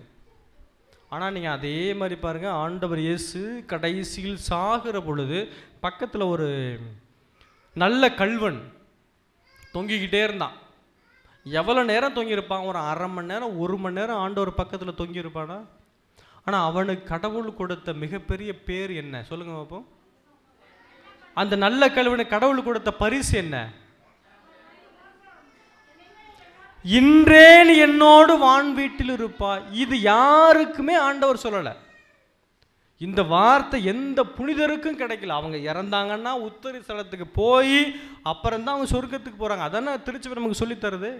ஆனால் அந்த நல்ல கல்வனுக்கு வாழ்நாள் முழுவதும் தவறு செய்தவன், வாழ்நாள் முழுவதும் குற்றம் செய்தவன், வாழ்நாள் முழுவதும் அவ்வளோ பாவம் செய்தவன், அன்று இறந்த அன்றே, அதுவும் ஆண்டவரோடு இன்று என்னோடு வான் வீட்டில் இருப்பாய். எப்படி கடவுள் அவருக்கு அந்த மிகப்பெரிய பரிசை கொடுத்தாரு? கடவுளோடு இருந்த அந்த ஒரு சில மணித்துளிகளில் ஆண்டவரோடு இருந்த அந்த உடனிருப்பு அவ்வளவு தூய்மையானதாக இருந்தது. நம்ம பரம்பரையாக கடவுளோடு இருக்கிறோம்ல, அது ஆண்டவருக்கு தேவையில்லை. இப்போ நான் அத்தனை வருஷமாக இருக்கிறேன், இப்போ நான் வந்து இப்போ 4 வருஷம் சாமியார், இன்னும் ஒரு எத்தனை வருஷம் இருப்பேன்? என்ன அம்மா நீ தான் என்று போன்னு தலையை கீழே போட்டாங்க. 100 வயசா? 100 வயசு கஷ்டமா? அதுக்கப்புறம் வேண்டாமா? வேண்டான்ட்டிங்களா? இந்த பல்லாண்டு 100 ஆண்டு வாழ்ந்துங்களா? அதெல்லாம் சும்மா. 100 வயசு சரி பாவம். 100 வயசுக்கு அப்புறம் செத்துறவா? 100 வயசுக்கு அப்புறம் செத்துருங்கிறாங்க. நீ செத்துரு அப்படிங்கிறாங்க. 100 வயசு போதும். அப்போ நான் இத்தனை வருஷம், இப்போ வயசான ஃபாதராக இருப்பாங்கல்ல, ரிட்டையர்ட் ஆன ஹவுஸில் போய் பார்த்தீங்கன்னா அவ்வளோ பழுத்த பழமாக இருப்பாங்க. ஃபாதர்னா பார்த்துட்டு யாருன்னு கேட்குற மாதிரி புத்தி பேதலிச்சு போய் தெரியுவாங்க. நீங்கள் பார்க்கலாம், இங்கெல்லாம் ஃபாதர்ஸ் ரொம்ப மெனுக்காக தெரியுறாங்கல்ல, நீங்கள் ஒரு நாள் போய் இங்கே பாருங்கள், எங்கே இந்த ரிட்டையர்டு ஹவுஸில் போய் பாருங்களேன். அவங்கள பார்த்தா ஐயோ நல்ல வேளை நம்மளாம் சாமியார் ஆகலைன்னு நினைப்போம். உண்மையிலே அவ்வளோ கஷ்டமாக இருக்கும். நடக்க முடியாமல் அப்படியே போகும். பக்கத்தில் யாருமே இருக்க மாட்டாங்க, கம்பி தான் இருக்கும். இந்த ரிட்டையர்டு ஹவுஸில் வந்து எல்லா இடத்துலையும் கம்பி இருக்கும் பிடிச்சிக்கிட்டு. ஏன்னா அவங்களுக்கு ஆள் கிடையாதுல்ல, அதை பிடிச்சிக்கிட்டு நடந்துக்கிட்டு போயிட்டு உக்காந்துக்கிட்டு சேவ் பண்ண முடியாமல் சேவ் பண்ணிக்கிட்டு. நல்லா சேவ் பண்ணுறதில்ல. ஏன்? வயசான பிரச்சனை. எங்கடா கழுத்தை வெட்டிக்கிட்டோம்னா நம்ம பாட்டுக்கு சேவ் பண்ணுறோன்ட்டு. அதனால இப்போல்லாம் சேவ் பண்ணி பழகிறதில்ல. ஏன் பேசாமல் அப்படியே இருந்துரும், தாடியோடு பேசாமல் நம்மளே நம்ம கழுத்தை வெட்டிக்கிட்டு செத்துக்கிட்டோம்னா பிரச்சனை. சாமி இந்த வயசுலேயும் தற்கொலை பண்ணிக்கிச்சு பாரு, அப்போ அதுக்கு அவ்வளோ பிரச்சனை அதுன்னு நினைப்பாங்க. அதனால் பார்த்து ரொம்ப கஷ்டப்படுவாங்க, கஷ்டமாக இருக்கும். அப்போ அவ்வளோ கஷ்டம். அப்போ இத்தனை வருஷமாக நான் பூசை வச்சுருக்கிறேன், எனக்கு சொர்க்கம் நிச்சயம் அப்படின்னு நினச்சிட முடியாது. இத்தனை ஊர்களில் பிரசங்கம் வச்சுருக்கேன், இத்தனை ஊர்களில் பேப்டிசம் கொடுத்துருக்கேன், இத்தனை ஊர்கள் நான் வந்து நன்மை கொடுத்துருக்கேன், இவ்வளோ பேருக்கு நான் வந்து தாலி மந்திரிச்சு கட்டி கொடுத்துருக்கேன். ஒரு அம்மா சொன்னிச்சு, இந்த பார்த்தா எனக்கு தாலி கட்டினா இருந்துச்சு. நானும் அவனுக்கு தாலி கட்டினேன். அதுவும் ரொம்ப வயசான அம்மானல்ல, ஒரு 8 வருஷம் கல்யாணம் அந்த பொண்ணு தான். அவங்க ஹஸ்பண்டு எல்லாருங்களா ஃபாதர், அவர் ஹஸ்பண்டை பார்த்து இவர் தான் எனக்கு தாலி கட்டினா இருந்துச்சு. தாலி கட்டவும் பக்கத்தில் நினைக்கிறேன், அம்மா நான் மந்திரிச்சு தனமாக கொடுத்தேன், நான் கட்டலையம்மா. அந்த அம்மா சொல்லுது அவர்கிட்ட போய், அவன் பார்க்குறான் மேலைங்களையும், என்னமோ நான் உண்மையிலே தாலி கட்டின மாதிரி அவன் பார்க்குறான். நீ தானடா கட்டின. அவன் நினச்சிருப்பான் நீ பண்ணது தான் இன்றைக்கி நான் கஷ்டப்படுறேன்னு நினச்சிருப்பான்னு நினைக்கிறேன். அப்போ இத்தனை பேரை நான் மாற்றிருக்கேன், அவர்களுக்கு நான் திருமொழி கொடுத்துருக்கேன், ஞானஸ்தானம் கொடுத்துருக்குறேன், அவ்வளோ அருள் சாதனங்கள் நான் செய்திருக்கிறேன். அப்போ எனக்கு வந்து சொர்க்கம் நிச்சயமான இல்லை, வாய்ப்பு இல்லை. போய் நிற்கணும் வரிசையில். அங்கே பார்த்தா இந்த அம்மாலாம் உட்காந்துருக்கு விட்ற, என்னம்மா நீலாம் விட்ற போயிட்டு உனக்கு பூசு வச்ச நான் அங்கே நிற்கிறேன். பாத நல்லா தானே வச்சுக்க வாங்க உள்ற. விட மாட்டாங்க, நம்மளை விட மாட்டாரு. உள்றடு போனால் ஒரு பேதர் இழுப்பார், இங்கே வா எங்கே போகிற. அது எங்கள் ஊரில் இந்த அம்மா பங்கில் இருந்த அம்மா, அதுவும் பக்கத்து பங்கு அம்மா, அதெல்லாம் உள்ற இருக்குது, அது இருக்குது நல்லா இருந்துச்சு, நீ போவில்லைன்றவர். அப்போ நான் எங்கே போகிறது? அது எல்லாருக்கும் வாய்க்குமா? சொர்க்கம் என்பது கடவுளுடைய அந்த ஆண்டவர் சொன்னார்ல, இன்றே நீ என்னோடு வான். அதெல்லாம் உண்மை. நம்ம நினைப்போம் செத்த பிறகு என்ன இருக்கிறப்ப நல்லா இருப்போம். இல்லை, அவர் சொன்ன ஆண்டவர் சொன்ன அந்த வார்த்தை தான், நீ என்னோடு வான் வீட்டில் இருப்பாயின்னு ஆண்டவர் வாயில் வந்துருச்சுன்னா அப்போ சம்திங் ஏதோ நம்முடைய இறப்புக்கு பிறகு அங்கே இருக்குது. அந்த குடுப்பனை உங்களுக்கு எனக்கும் எப்போ கிடைக்குன்னா நான் அவரோடு இருக்கிற பொழுது. அப்போ அது அந்த நல்ல கல்வனுக்கு கிடைத்தது. காரணம் ஆண்டவரோடு அவர் இருந்த அந்த ஒரு சில மணித்துளிகள் உண்மையாக உள்ளத்தாலும் உணர்வாலும் சிந்தனையாலும் இவர் என்னோடு இருக்கிறார், நான் அவரோடு இருக்கிறேன்ற அந்த உணர்வு இருக்கு பாருங்க, அதுக்குத்தான் கடவுள் கொடுத்த அந்த பரிசு. அப்போ நம்ம இத்தனை ஆண்டுகளாக ஆண்டவரோடு இருக்கிறோன்னு சொல்கிறதெல்லாம் உண்மையா பொய்யா என்பதை நீங்களும் நானும் தான் அதை புரிந்து கொள்ள வேண்டும், அதை தெரிந்து கொள்ள வேண்டும். அப்போ கடவுள் நம்மை இன்று அழைத்தது, அவர் நம்ம கூட இருப்பாரான்னு கேட்டால் கேட்கல, அவர் இருப்பார். அவர் எல்லா நேரத்திலும் என்னோடு இருக்கிறார். நீ எனக்கு உரியவன் சொல்லிட்டாரு, நீ எனக்கு உரிமை சொத்து, இந்த உலகம் அழிந்தாலும் உன்னோடு இருப்பேன், நேற்றும் என்றும் என்றும் மாறாமல் உன் கூட இருப்பேன் என்று ஆண்டவர் எல்லா இடங்களிலும் சொல்லியிருக்கிறார். இப்போ நான் அவரோடு உண்மையிலேயே உள்ளத்தால் இருக்கிறேன் என்பதை கடவுள் சிந்திக்க நம்மை அழைக்கிறார். அனைவரும் எழுந்து நிற்போம். எழுந்து நின்றே ஒரு பாடலை பாடி ஆண்டவருக்கு நம்முடைய புகழ்ச்சியை, நம்முடைய நன்றியை, ஆராதனையை செலுத்துவோம். அதன் பிறகு இறுதி ஆசிருக்கு நாம் கடந்து செல்லுவோம்.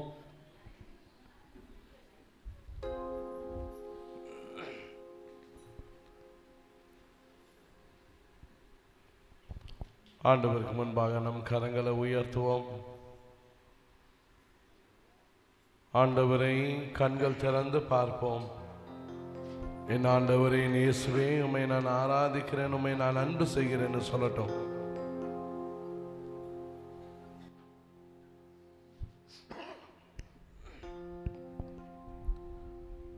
அன்பு கூறுவே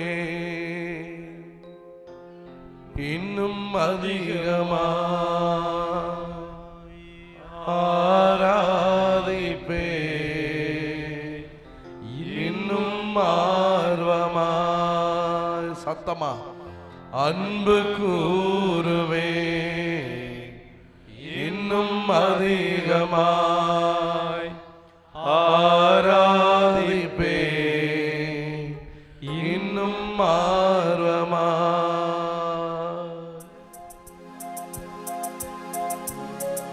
கை தட்டி பாடட்டும், நல்ல சத்தமா கரங்களை தட்டிட்டோம். ஆண்டவரை ஆராதிக்கிற உள்ளத்துல நல்ல கரங்களை தட்டி துதிக்கட்டும். அப்பாவை நான் ஆராதிக்கிறேன்னு சொல்லட்டும். இயேசுவை நான் முழு உலகத்தோடு ஆராதிக்கிறேன்னு சொல்லி சத்தமுயர்த்தி பாடி அன்பு கூறுவே இன்னும் அதிகமாய் ஆராதிப்பேன், இன்னும் ஆர்வமாய் உம்மை அன்பு கூறுவேன், இன்னும் அதிகமாய் ஆராதிப்பேன், இன்னும் ஆர்வமாய் உம்மை முழு உள்ளத்தோடு ஆராதிப்பேன், முழு வேடத்தோடு. நல்ல கைதடி சேர்ந்து பாடட்டும் எல்லாரும். ஆராதனை ஆராதனை ஆராதனை ஆராதனை ஆராதனை ஆராதனை ஆராதனை ஆராதனை. அபிஷேகத்தோடு பாடி அன்பு கோருவேன், இன்னும் அதிகமாய் ஆராதிப்பேன், இன்னும் ஆர்வமாய். எபினேசரே, எங்களை காண்கிறவரே, எங்களை ஒவ்வொரு நாளும் காத்து ஆசீர்வதித்து காக்கிறவரே, உம்மை துதிக்கிறோம், உம்மை போற்றுகிறோம். உம்மை ஏறெடுக்கிற பிள்ளைகளுடைய அனுக்கிரகங்களையும் ஆசிரியையும், திருமணமாகி தம்பதியர்களாய் வந்திருக்கிற புதுமண தம்பதியர்களையும் அவர்கள் குடும்பங்களையும் ஆண்டவரே, குழந்தை வரத்திற்காக ஜெபிக்கிற தேவ பிள்ளைகளையும் குழந்தை இயேசுவாய் நீர் ஆசீர்வதிக்க வேண்டுமாய் ஜெபிக்கிறோம். எபினேசரே, எபினேசரே, இதுவரையில் உதவினீரே. எபினேசரே, எபினேசரே, இதுவரையில் உதவினீரே. ஐயா, இதுவரையில் உதவினீரே. உம்மை முழு உள்ளத்தோடு, சத்தமா சத்தமா, முழு வேளத்தோடு அன்பு கோருவே. கரம் உயர்த்தி ஆராதனை ஆராதனை, சத்தமா சத்தம் உயர்த்தி பாடி ஆராதனை ஆராதனை ஆராதனை ஆராதனை ஆராதனை ஆராதனை. வல்லமையானவரே, திருவருட்சாதனத்திலே தங்களை இணைத்துக் கொண்டு திருமண நாளை கொண்டாடி அற்புத குழந்தை இயேசுவின் ஆலயத்திற்கு வந்திருக்கிற திருமண தம்பதியர்களை ஆசீர்வதியும். அற்புத குழந்தையாய் நீர் அன்னை மரியாளுடைய கரங்களிலும் சூசையப்பரிவு கரங்களிலும் தவழ்ந்தது போல திருமணமான பிள்ளைகளுடைய கரங்களில் குழந்தைகள் தவழச் செய்யும். நோயிலிருந்தும் பேயிலிருந்தும் நீர் எங்களை கண்ணோக்குகிறவர், எங்கள் கண்ணீரை எல்லாம் துடைக்கிறவர். நம்பிக்கையோடு உம்மை துதிக்கிறோம், உம்மை ஆராதிக்கிறோம். ஆசீர்வதியும் அப்பா, எங்களை ஆசீர்வதியும் ஆண்டவரே. எல்ரோயி எல்ரோயி, என்னை கண்டீரே நன்றி ஐயா. எல்ரோயி எல்ரோயி, என்னை கண்டீரே நன்றி ஐயா. ஐயா, என்னை கண்டீரே நன்றி ஐயா. உம்மை முழு உள்ளத்தோடு ஆராதிப்பேன், முழு வேளத்தோடு அன்பு. கரங்களை உயர்த்தி பாடி ஆராதனை ஆராதனை ஆராதனை ஆராதனை ஆராதனை ஆராதனை ஆராதனை ஆராதனை. யெகோவாரப்பா, எங்களுக்கு சுகம் தந்தீரே ஆண்டவரே. நோயிலிருந்தும் பேயிலிருந்தும் கட்டுகளிலிருந்தும் கடன் தொல்லையிலிருந்தும் குடி பழக்கங்களிலிருந்தும் தீய சக்திகளுக்கும் தீய பழக்கங்களுக்கும் கட்டுண்டிருக்கிற பிள்ளைகளை நீர் தொடுகிறவர் ஆண்டவரே. செங்கடலை இரண்டாய் பிரித்தவரே, பாறையிலிருந்து தண்ணீரை வரும்படி செய்தவரே, அப்பங்களை கொடுத்தவரே, வயிறார உண்ண செய்தவரே, இங்கு வந்திருக்கிற ஒவ்வொரு பிள்ளையும் குடி பழக்கத்தில் இருந்தும் உடல் நோயில் இருந்தும் மன நோயில் இருந்தும் எந்த விதமான பிரச்சனைகள் எங்களை வருத்தினாலும் உம்முடைய வல்லமையான திருரத்தத்தின் பலனால் உம்முடைய அற்புத குழந்தை இயேசு என்ற அந்த சிறுவனுடைய திருக்கர வல்லமையினால் எங்களை குணப்படுத்தும் ஐயா. ஆசீர்வதியும் துதிக்கிறோம் ஆண்டவரே. யெகோவாரப்பா யெகோவாரப்பா, சுகம் தந்தீரே நன்றி ஐயா. யெகோவாரப்பா யெகோவாரப்பா, சுகம் தந்தீரே நன்றி ஐயா. ஐயா, சுகம் தந்தீரே நன்றி ஐயா. உம்மை முழு உள்ளத்தோடு ஆராதிப்பேன், முழு வேளத்தோடு அன்பு. கரங்களை உயர்த்தி பாடி ஆராதனை ஆராதனை ஆராதனை ஆராதனை ஆராதனை ஆராதனை ஆராதனை ஆராதனை ஆராதனை ஆராதனை. வல்லமையானவரே, கிருபையானவரே, வானக வல்லமையை வாஞ்சையுள்ளவருடைய வல்லமையை கிருபையை உம் மக்கள் மத்தியிலே நிரம்ப செய்வீராக. தொடுமாண்டவரே, தொடுமாண்டவரே, வல்லமை இறங்குவதாக. ஆராதனை ஆராதனை ஜெபிக்கிற பிள்ளைகள் உம்முடைய அருளை காண்பார்களாக ஆண்டவரே. அற்புத குழந்தை இயேசுவே, வானக வல்லமை, அன்று பாலைவனத்தின் மக்களை வயதான உன்னத செய்த உம்முடைய வல்லமை, முடங்கி கிடந்த முடவனை எழுந்து நடக்க செய்த வல்லமை, பெரும்பாடுபட்ட பெண்ணை குணப்படுத்திய வல்லமை, இங்க இருக்கிற ஒவ்வொரு பிள்ளைகளையும் தொடுவதாக.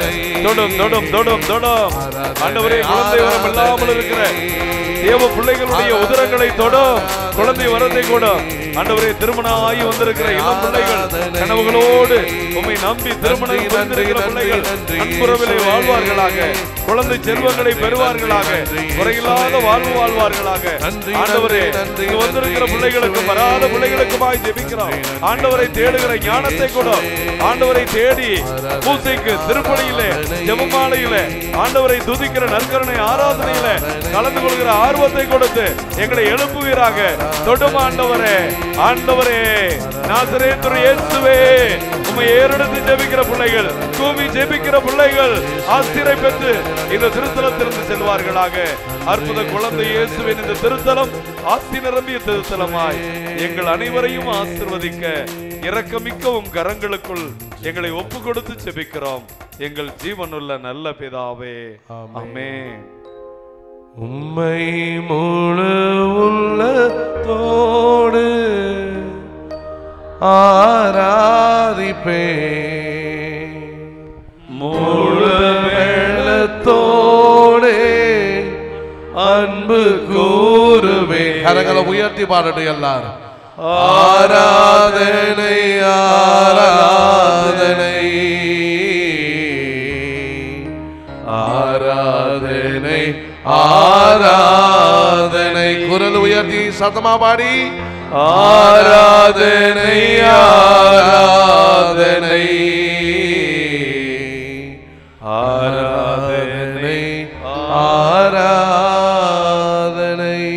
அனைவரும் முழந்தால் படியிடுவோம். ஆண்டவரை துதித்து மகிமைப்படுத்தி இருக்கிற நாம் அவர் நம்மை கனம் செய்ய போகிற நேரம். அவர் நம்மீது தம் வானக வல்லமையை, அன்று கரம் விரித்து விரும்புகிறேன் குணமாக என்று சொன்ன வல்லமையை, முடவனை பார்த்து எழுந்து நடை என்று சொன்ன வல்லமையை, தீய ஆவிகளை விட்டு வெளியேறு என்று விரட்டி அடித்த சாத்தானை ஓட்டிய வல்லமையை நம்மீதும் காட்டி எழுந்து பிரகாசிக்க போகிற நேரம். அந்த ஆண்டவரை, மாண்புமிக்க ஆண்டவரை மாண்புயர் பாடல் பாடி அவர் ஆசிரியரை பெற்றுக்கொள்வாம். மாண்புயருளடையாளத்தை தாழ்ந்து பணிந்து ஆராதிப்போம். பழைய நியம முறைகள் அனைத்தும் இனி மறைந்து முடிவு பெருக, புதிய நியம முறைகள் வருக. புலன்களாலே மனிதன் இதனை அறிய இயலா, குறையை நீக்க நம்பிக்கையின் உதவி பெருக. தந்தை அவர்க்கும் மகனவர்க்கும் புகழ்ச்சியோடே வெற்றியாகும். மீட்பின் பெருமை மாட்சிமையோடு வலிமை வாழ்த்து யாவுமாக. கரங்களை உயர்த்தி இருவரிடமாய் வருகின்றவராம் தூய ஆவியானவர்க்கும் அளவில்லாத சம புகழ்ச்சி என்றுமே உண்டாகுக.